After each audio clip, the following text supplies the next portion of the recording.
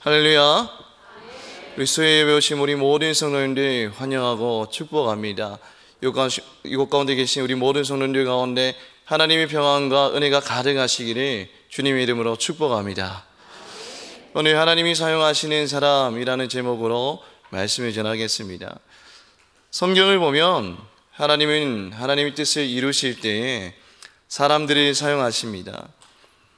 출애굽기를 보면 하나님이 홍해를 가르시고 이스라엘 백성들을 구원하는 놀라운 사건이 기록되어 있습니다. 그런데 이 사건에서도 하나님은 모세라는 사람을 사용하셔서 하나님의 역사를 이루어 가십니다. 세상이 말하는 복은 소유를 의미할 때가 많습니다. 돈을 많이 소유해야지, 그리고 명예를 많이 소유해야지, 그리고 또 힘을 많이 소유해야지, 그리고 또 인기를 많이 소유해야지, 건강한 몸을 소유해야지 그것이 복이라고 합니다. 그런데 오늘 본문의 모세를 보면서 저는 느낄 수 있었던 것은 진정한 복은 이 짧은 인생, 우리가 많이 살아도 100세 인생 아닙니까? 이 짧은 인생 가운데 하나님께 쓰임받는 인생이 되는 것이 정말 진정한 복이라는 생각을 많이 하게 되었습니다. 아무리 비싼 회차가 있더라도 주인에게 쓰임받지 못하면 그것은 고철 덩어리에 불과합니다. 우리가 아무리 많은 현금이 집에 있더라도 주인에게 쓰임받지 못하면 그 돈은 종이에 불과합니다. 우리가 예수 믿고 천국 가는 것에만 만족하는 인생이 아니라 예수님의 제자가 되어서 예수님께 쓰임받는 인생이 되는 것이 진짜 복이 아닌가 그렇게 생각합니다. 수능이 내일로 다가왔습니다. 우리가 자녀들을 위해서도 기도할 때에도 가장 중요한 것은 하나님 어느 대학에 합격하게 해주세요 라고 기도하기 전에 먼저 하나님 우리 자녀 하나님 앞에 쓰임받는 자녀 되게 하옵소서. 모세와 같이 다윗과 같이 다니엘과 같이 이 패역한 이 시대 가운데에서 하나님의 능력과 영광을 나타내는 하나님의 도구로 사용하여 주옵소서라고 기도하는 것이 먼저가 아닌가 그렇게 생각해 봅니다. 출애굽기를 보면 모세는 하나님의 역사에 귀하게 쓰임받은 인물입니다. 우리 또한 하나님의 역사하심에 사용받는 인생이 되기 위해서는 모세를 통해서 무엇을 배울 수 있을까요? 첫 번째로는 믿음의 발걸음을 내딛는 사람이 되어야 됩니다. 모세가 하나님의 능력으로 10가지 재앙을 통해서 오랜 시간 동안 애굽에서 고통받던 그 백성들을 드디어 출애굽시킵니다. 그런데 출애굽한 이스라엘 백성들로 누가 따라오죠? 바로의 애국 군대가 흙먼지를 일으키면서 그렇게 말과 병거를 이끌고 뒤쫓아옵니다. 당시 말과 병거는 지금으로 치면 전차 부대 정도 됩니다. 이 뒤에서 탱크 부대가 전속력으로 뒤쫓아오고 있는 그런 상황과도 같습니다. 얼마나 두려운 상황입니까? 그런 절망적인 상황 가운데에서 하나님은 모세에게 말씀합니다. 15절에 보면 여호와께서 모세에게 이르시되 너는 어찌하여 내게 부르짖느냐 이스라엘 자손에게 명령하여 앞으로 나아가게 하고라고 말씀합니다. 이 앞으로 나아가게 하고라는 뜻은 뭐냐면 지금 이 상황이 너무 절망스러워도 주저앉아 있지 말고 좌절만 하고 있지 말고 눈물만 흘리지 말고 앞을 바라보고 발걸음을 내디뎌라라는 그런 말씀입니다. 그런데 하나님 시키는 대로 앞으로 발걸음을 내디디면 시원하게 뻥 뚫린 대로가 기다리고 있는 것이 아니라 무엇이 기다리고 있죠? 거대한 바다가 그들을 기다리고 있습니다. 앞으로 나아가면 그 바다라는 코너에 몰려서 다 죽을 수밖에 없는 그런 상황인데도 앞으로 나아가라고 발걸음을 재촉하시는 것입니다. 하나님께서 좀 홍해를 먼저 갈라놓으시고 좀 세기를 열어놓으시고 이스라엘 자손을 나아가게 하신 것이 아니라 이스라엘 자손들이 하나님의 말씀을 먼저 듣고 믿음의 발걸음을 내디뎠을 그때에 그 다음에 홍해를 가르셨다라는 사실입니다. 고난 가운데 있는 우리 인생에게 하나님이 원하시는 것은 무엇일까요? 거대한 바다 같은 현실이 우리를 가로막고 있다 할지라도 하나님을 믿고 믿음의 발걸음을 한 걸음 한 걸음 내디딜 때에 하나님의 역사를 온몸으로 경험하는 인생이 되기를 원하신다는 것입니다. 예전에 한 영상을 봤습니다. 작고 귀여운 강아지가 이 소파에 앉아 있습니다. 근데 이 주인이 강아지 보고 자꾸 점프를 하라는 것입니다. 그런데 강아지와 주인 사이가 제가 보기에는 한 1m 정도 되는 것 같습니다. 이 강아지 입장에서는 그 거리가 거의 홍해 바다처럼 그렇게 크고 넓게 느껴졌을 것입니다. 뛰어내리면 크게 다칠 것 같아요. 그런데 이 강아지가 그 거리를 보고 계속 망설이다가 결국 그 주인의 말에 순종해서 용기를 내어서 주인을 향해 점프하는 순간 어떻게 되었을까요? 그 강아지가 죽었을까요? 아닙니다. 주인이 두 팔로 그 강아지를 안전하게 안아주었습니다. 하나님도 마찬가지입니다. 비록 우리 앞에 홍해 바다가 가로막고 있다 할지라도 하나님의 말씀에 의지해서 한 발짝 한 발짝 앞으로 나아갈 때에 생각지도 못한 방법으로 도우시는 하나님을 경험하기를 원하신다는 것입니다. 하나님이 싫어하시는 것은 무엇일까요? 바로 우리 눈앞에 보이는 것에 따라 행동하는 것을 너무나도 싫어하십니다. 이스라엘 자손들은 분명 하나님께서 행하셨던 그 10가지 재앙뿐만이 아니라 구름 기둥과 불 기둥으로 인도하심을 직접 그들의 두 눈으로 목격하였습니다. 그런데 지금은 그들의 눈앞에 하나님의 기적이 도무지 보이지 않자 하나님을 배신하고 모세를 원망하고 있습니다. 우리 인생길 앞에 뻥 뚫린 대로가 있으면 우리는 기뻐하고 우리는 하나님을 찬양합니다. 그런데 우리 인생 앞에 거대한 바다가 놓여져 있고 거대한 산이 우리 인생 가로막고 있으면 우리는 절망하고 주저앉는 삶, 즉 눈에 보이는 것들에 휘둘릴 때가 너무 많다는 것입니다. 사울과 이스라엘 군대가 그렇지 않습니까? 눈앞에 보이는 그 골리앗에 너무나 휘둘립니다. 가나안 열장탄군도 그렇습니다. 눈에 보이는 그 가나안 족속에게 이리저리 휘둘리게 됩니다. 우리는 눈앞에 보여지는 문제들에 휘둘릴 때가 너무 많은 것 같습니다. 건강 문제, 재정 문제, 가정 문제, 삶의 여러 가지 문제 때문에 우리 마음이 휘둘릴 때가 너무 많은 것 같습니다. 그러나 하나님은 모세가 지팡이를 들어서 바다가 갈라지는 그 기적을 그들이 보기 전에 무엇을 원하셨죠? 비록 지금 그들의 눈앞에 홍해 바다밖에 보이지 않다 할지라도 그럼에도 새 길을 여실 하나님이 기대하며 믿음의 발걸음을 내딛기를 원하셨다는 것입니다. 히브리서 11장 1절에 이렇게 말씀합니다. 믿음은 바라는 것들의 실상이요 보지 못하는 것들의 증거니라고 말씀합니다. 눈앞에 보이는 것에 따라서 행동하는 것은 누구나도 할 수 있는 일입니다. 이젠 가을이 되고 또 겨울로 넘어가는 시즌입니다. 근데 가을에는 길거리 보면 단풍이 정말 예쁘게 알록달록하게 그렇게 져 있지 않습니까? 그 단풍을 보면서 우리는 걸어가면서 너무 색깔이 이쁘다, 너무 아름답다, 그리고 또 구름 한 점 없는 그 하늘을 보면서 하늘 너무 아름답다라고 그렇게 우리는 표현할 수 있습니다. 그 하늘과 그 단풍들을 보면서 아름답다라고 표현할 수 있는 것은 누구나도 다 할 수 있는 것입니다. 세상 사람들도 다 할 수 있는 것입니다. 그러나 보이지 않는 것을 바라보고 앞으로 나아가는 것은 믿음입니다. 아직 일어나지 않은 일을 일어날 것으로 믿고 행동하는 것이 바로 믿음이라는 것입니다. 우리가 운전을 할 때 긴 터널을 마주할 때가 있지 않습니까? 그런데 그 긴 터널을 지날 때 우리는 두렵지 않습니다. 왜 두렵지 않죠? 터널의 끝이 반드시 있을 것이라는 믿음이 있기 때문입니다. 우리는 추운 겨울이 와도 그 겨울을 넉넉히 견딜 수 있습니다. 그 이유는 뭐죠? 겨울의 끝에 봄이 있다는 사실을 우리는 믿기 때문입니다. 우리 신앙도 마찬가지입니다. 한 치 앞도 보이지 않는 그 캄캄한 터널을 지나고 있는 인생 가운데 우리가 인내하며 소망할 수 있는 이유는 뭐죠? 고난의 터널 끝에 우리가 생각지도 못한 은혜들을 주님께서 예비하고 계실 것이라는 믿음이 있기 때문입니다. 그 믿음 때문에 오늘 또 고난 가운데에서 힘을 얻고 한 걸음 한 걸음 전진하는 거 아닙니까? 15절에서 31절에 보면 하나님이 기적을 행하시기 전에 모세에게 요구한 것이 있습니다. 16절에 보면 지팡이를 들고 손을 바다 위로 내밀어, 21절에 보면 모세가 바다 위로 손을 내밀매, 27절에 보면 모세가 곧 손을 바다 위로 내밀매라고 말씀하고 있습니다. 그냥 전능하신 하나님께서 바다야 갈라져라 라고 이 말씀 한마디면 충분한데 굳이 귀찮게 모세에게 손을 내밀라라고 하신 이유는 무엇일까요? 바로 모세가 하나님의 말씀을 듣고 믿음으로 행동할 때에 역사가 일어난다는 것입니다. 하나님께 우리가 비를 내려달라고 간구한 후에 우리가 비가 내릴 것을 믿는다면 무엇을 준비해야 되죠? 우산을 준비하는 그런 믿음의 행동이 반드시 필요합니다. 이제 돌아오는 주일날에 축제가 있습니다. 어떤 축제일까요? 전도 축제입니다.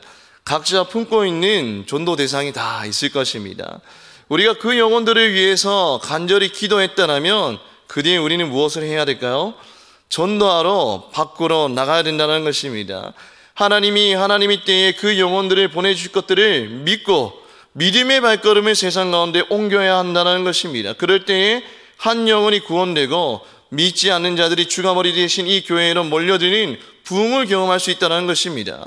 많은 사람들이 하나님이 지금 당장 내 눈앞에 먼저 기적을 보여주시면 순종하겠다라고 그렇게 말합니다. 하나님, 우리 가정의 문제를 좀 해결해 주십시오. 그러면 제가 좀 전도도 하고 교회에도 봉사하겠습니다라고 우리는 그렇게 고백할 때가 많습니다. 그러나 성경에 나오는 사람들은 문제를 마주한 상황 가운데서 어떻게 행동했을까요? 느헤미야는 무너진 그 예루살렘의 소식을 듣고 수일 동안 금식하며 기도하였습니다. 그런데 하나님의 역사는 언제 일어났죠? 바사왕 아다사스에게 그렇게 예루살렘 중건을 요청하면서 그 느헤미야가 믿음의 발걸음을 옮겼을 때에 하나님의 역사가 이루어졌습니다. 베드로는 비록 자신의 경험과 지혜와 머리로는 도저히 이해가 되지 않지만 그럼에도 주님의 말씀에 순종하고 그물을 내렸을 때에 그물의 고기가 가득 잡히는 그런 역사를 경험할 수 있었습니다. 여호수아가 이끄는 이스라엘 백성들은 비록 요단강 물이 언덕에 넘쳐 흐르고 있었지만 그럼에도 하나님의 말씀에 순종하고 요단강 물을 밟은 후에야 흘러내리던 강물이 끊어지게 되었습니다. 우리 성도님들은 동서남북이 꽉 막힌 그런 고난 가운데서도 하나님의 말씀에 순종하여 먼저 믿음의 발걸음을 내딛었을 때에 하나님이 놀라운 도우심을 경험하는 복된 성도님들 되시기를 주님의 이름으로 축복합니다. 우리가 하나님이 사용하시는 사람이 되기 위해서는 두 번째는 하나님의 말씀을 듣기로 결단하는 사람이 되어야 됩니다. 출애굽한 이스라엘 백성들로 바로의 애국 군대가 그렇게 쫓아옵니다. 말과 병거를 이끌고 빠르게 추격하고 있습니다. 임박한 죽음의 공포가 그들을 사로잡고 있습니다. 인간을 두렵게 하는 그런 죽음입니다. 우리가 코로나가 일어났을 때 처음에 정말 전 세계가 두려움에 떨었습니다. 왜 두려움에 떨었냐면 이 백신과 치료제가 없으니까 그 죽음의 공포 앞에서 그렇게 많은 사람들이 벌벌 떨지 않았습니까? 이스라엘 백성들도 지금 죽음의 공포 앞에서 벌벌 떨고 있다는 것입니다. 이스라엘 백성들은 마음이 무너져서 모세를 원망합니다. 애굽에 매장지가 없어서 우리를 광야에서 죽게 하느냐, 애굽 사람을 섬기는 것이 광야에서 죽는 것보다 낫겠노라라고 하면서 그렇게 불안에 떨며 공포에 사로잡혀 있습니다. 그런데 그 당시 이스라엘 백성들이 한 몇 명 정도 되죠? 거의 200만 명이 넘는 그런 사람입니다. 이 마음이 무너져 내려서 저기서는 눈물 흘리고 있고 저기서는 울부짖고 있고 저기서는 모세에게 욕을 하고 있고 저기서는 삿대질을 하고 아수라장이 되어버렸습니다. 우리는 주변 사람들이 무심코 내뱉는 말 한마디에도 우리는 상처를 받고 마음이 무너질 때가 많지 않습니까?